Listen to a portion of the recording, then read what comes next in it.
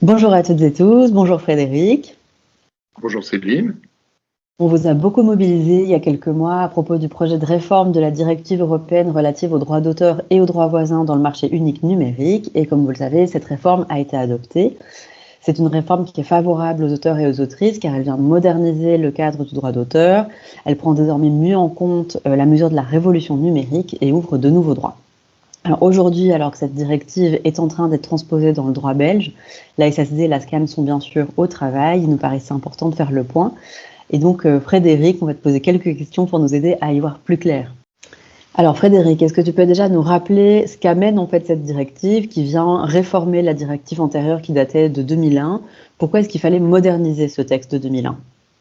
Oui, donc en fait, au début des années 2000, à la fin du siècle dernier, le web est en train de se développer, l'Internet est en train de se développer rapidement, et tant l'Europe que les États-Unis vont adopter des législations pour adapter le droit d'auteur à ce nouvel environnement.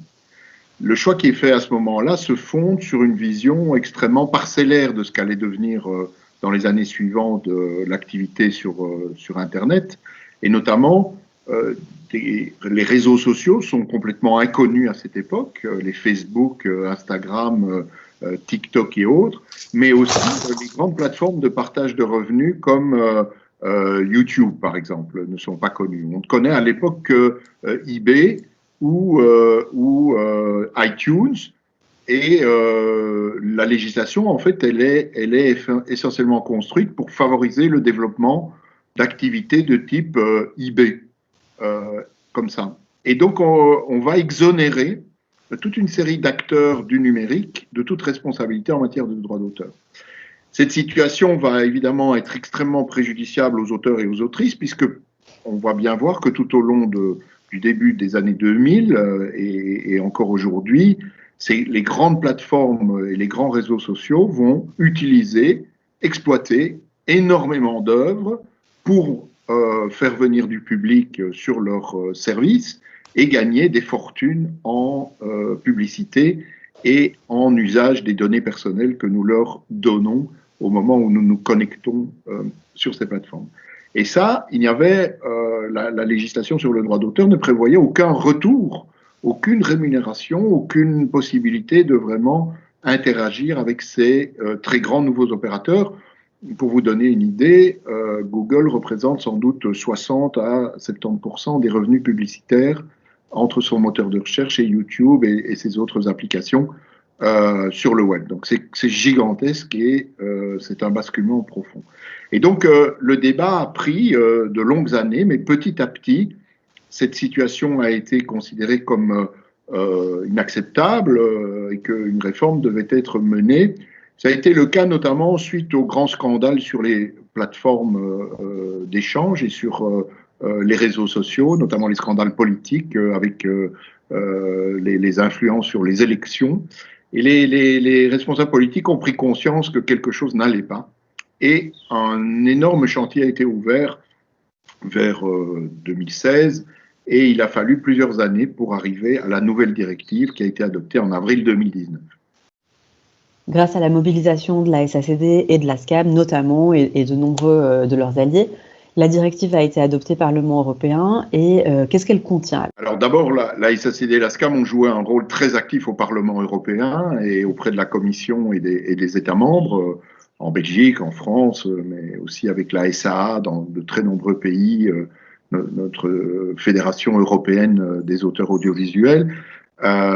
Et donc on a joué un rôle et ça a été extrêmement important puisque le vote de cette directive n'a finalement été obtenu qu'à 5 voix près sur les 760, je ne sais plus de mémoire, membres du Parlement européen. C'était extrêmement tendu et évidemment Google et les autres grands réseaux faisaient tout ce qu'ils pouvaient pour que aucune modification ne les impactant ne soit adoptée, avec des moyens très considérables. Et donc, finalement, effectivement, la directive a été votée. Elle contient des dispositions très intéressantes. Elle contient d'abord la responsabilité des plateformes de partage de type YouTube qui vont devoir demander des autorisations aux ayants droit, aux auteurs, aux artistes, aux producteurs, etc., ou bien éliminer les contenus qui ne sont pas autorisés de leur plateforme. Ça ne concerne que les grandes plateformes, les petits sites, les petits blogs, etc. ne sont pas visés par cette mesure. Certains ont hurlé à la fin de la liberté d'expression, à la mort de la liberté du web. C'est complètement faux, évidemment. Le dispositif vise des très grands opérateurs économiques et de médias, comme les grandes plateformes dont j'ai parlé. Deuxième élément, les auteurs, les journalistes, mais surtout les éditeurs de presse, obtiennent aussi la possibilité de négocier des autorisations et de demander une rémunération pour les ouvrages de presse qui sont utilisés dans les réseaux sociaux. C'est aussi une avancée qui corrige en fait le fait que de très nombreux articles de presse, informations de presse, sont en fait partagés sur ces réseaux sociaux tous les jours et que tout le revenu publicitaire va aux propriétaires de ces réseaux sociaux et pas du tout à ceux et celles qui créent cette information ou qui entreprennent l'édition journalistique de ces informations. Troisième élément, les auteurs ont essayé d'obtenir au niveau européen, les artistes aussi, un droit à rémunération incessible dans tout l'univers numérique. Ça n'a pas été suivi par les responsables politiques, notamment sous la pression de certains producteurs ou radiodiffuseurs.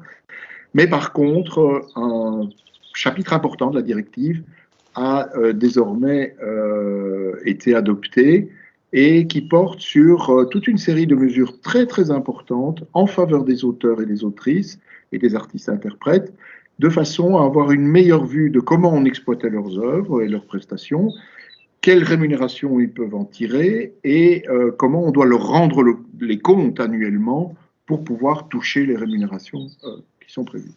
Voilà. Puis, dans un autre esprit, la directive élargit aussi certaines exceptions ou limitations aux droits d'auteur en faveur essentiellement des institutions patrimoniales, les musées, les cinémathèques, les bibliothèques, etc.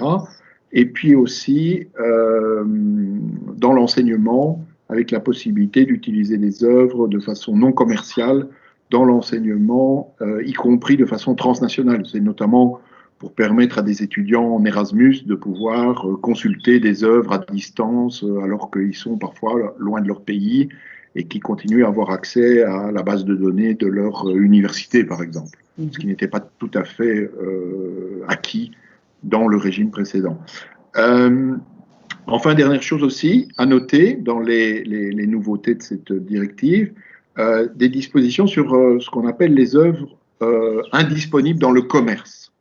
C'est une situation où, par exemple, un ouvrage littéraire ou un film de cinéma, non, pas le film de cinéma, pardon, un ouvrage littéraire se retrouve édité, puis il a une période d'exploitation, et puis, en fait, il n'est plus du tout exploité, l'éditeur disparaît, l'auteur ne trouve jamais à trouver quelqu'un d'autre pour le publier, et l'ouvrage existe dans des collections de bibliothèques.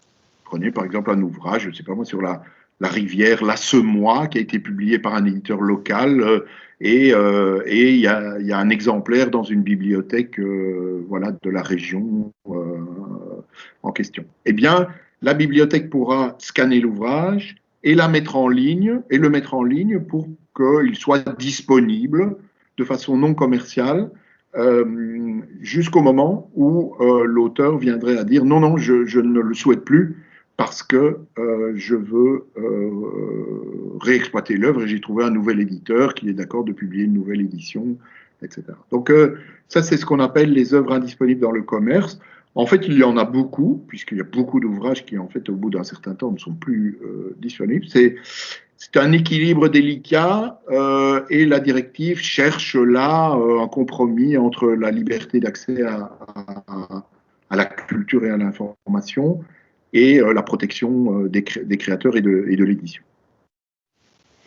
Donc, comme tu viens de le dire, cette directive a été adoptée il y a 2 ans par le Parlement européen. La prochaine étape, c'est qu'elle doit maintenant être transposée dans le droit belge. Alors, comment ça se passe, cette transposition et est-ce que tu peux nous expliquer aussi en quoi la SACD et la SCAM ont à jouer un rôle actif dans ce processus?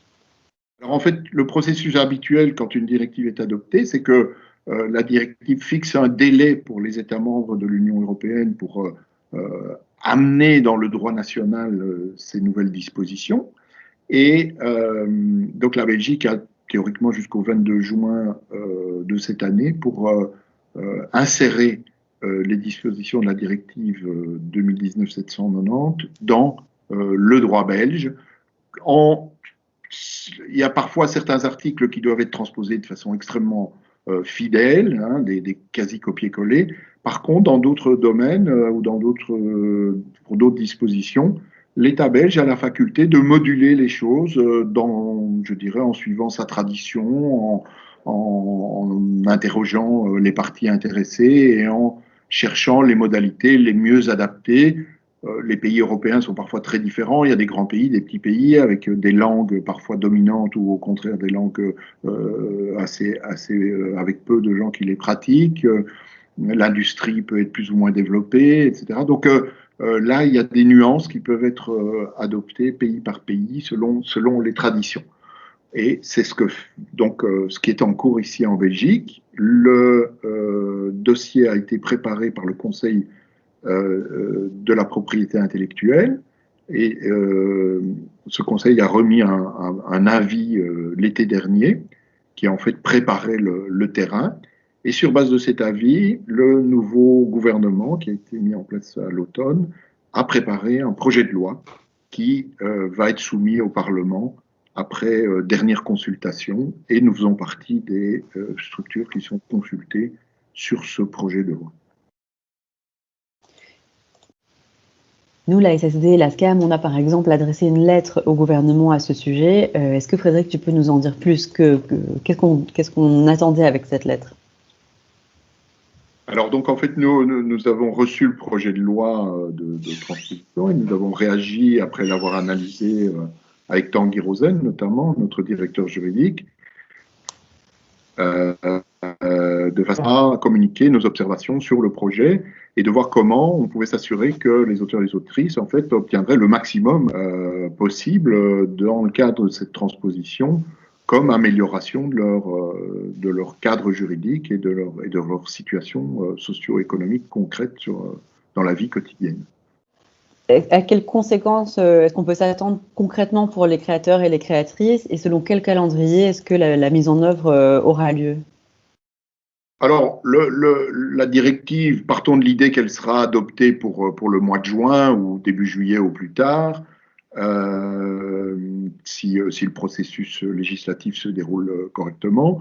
Et a priori, pour l'instant, de ce que nous connaissons du projet de loi et de ce qui devrait être, la transposition va être assez fidèle au texte de la directive et va donc amener effectivement des améliorations dont j'ai parlé sur les plateformes, les réseaux sociaux, l'usage des œuvres journalistiques, mais aussi toutes ces dispositions dites de transparence et de rémunération des auteurs et des autrices. Une disposition, par exemple, que je n'ai pas encore évoquée, c'est un auteur ou une autrice pourra révoquer un accord, une autorisation, un contrat de cession, le réviser, parce que l'utilisateur, l'exploitant qui a acquis les droits ou qui a acquis l'autorisation n'exploite pas de l'œuvre. Donc, à défaut d'exploitation, eh bien, l'auteur pourra exiger de reprendre ses droits en disant écoutez, moi je vous ai confié mes droits, j'en espérais un revenu, j'en espérais une activité et une notoriété, etc. Je vois que ça n'est pas le cas et ce n'est pas conforme aux usages, je dirais. Votre exploitation est en dessous des normes usuelles, je vais reprendre mes droits. C'est donc une avancée qui peut être très importante pour beaucoup d'auteurs dont les œuvres, effectivement, sont parfois délaissées par les exploitants au bout d'une période assez courte, puisqu'on a cette espèce de rotation très rapide sur les marchés culturels. Très bien, merci beaucoup Frédéric pour toutes ces réponses et cet éclairage. Merci à vous qui nous écoutez. Vous trouverez bien sûr dans la rubrique Actualité de nos sites de nombreux articles sur cette directive, n'hésitez pas à les consulter. Et bien entendu, on continuera de vous informer de l'avancée du dossier. À bientôt. Merci Céline, merci à vous toutes et tous et bonne lecture.